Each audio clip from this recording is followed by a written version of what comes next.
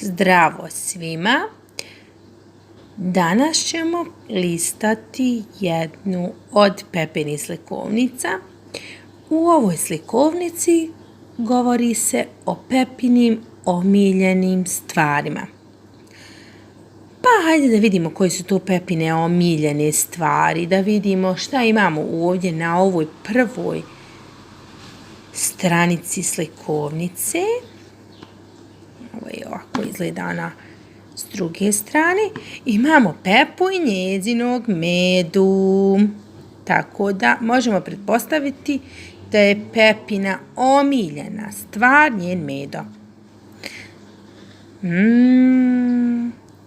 Pepa ima mnogo omiljenih stvari. Jedna od njih je čokoladni kolač ili čokoladna torta. Njam, njam, ukusno. Ovdje vidimo Đorđa i Pepu kako jedu čokoladnu tortu. Njam. I naravno piju sok. Tu je i sok. Dobro, hajmo da vidimo sljedeću Pepinu omiljenu stvar. Šta bi tu moglo biti? Tu su Pepine crvene cipele. Evo ih na njenim nogama. Pepa voli svoje crvene cipele. Šta je ovo? To su špagete. Pepa kaže da će ih sakriti u svome stomaku. Ovdje vidimo tanjir sa špagetama, zatim kašiku i viljušku. Kako vi jedete špagete? Da li samo s viljuškom ili s kašikom i viljuškom? Sljedeća Pepina omiljena stvar je tajna kutija. Šta je tu misteriozna tajna kutija? Pa to je kutija u kojoj stoji neke stvari za koje ona ne zna šta je unutra. I onda pogađaš šta bi moglo biti unutra. To je ta kutija Pepina. Ovdje imamo i Đorđa koji kaže grrrr.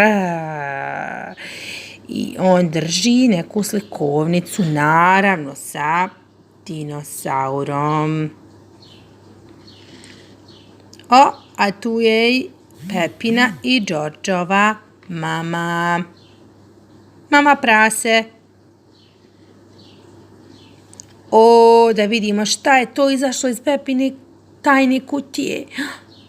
Izašao je Medo. Ćao, Medo. Kako si samo nježan. Dalje, ali od svih stvari Pepi su najdraže blatnjave barice. Evo ih. Spleš, spleš, spleš. Dakle, evo Pepe skače u blatnjavoj barici. Naravno, nosi žute čizmice. Jer ne smijemo skakati u bari ako nemamo čizama na nogama. Evo je, skakuće. I to bi bile Pepine omiljene stvari. Pepine omiljene stvari.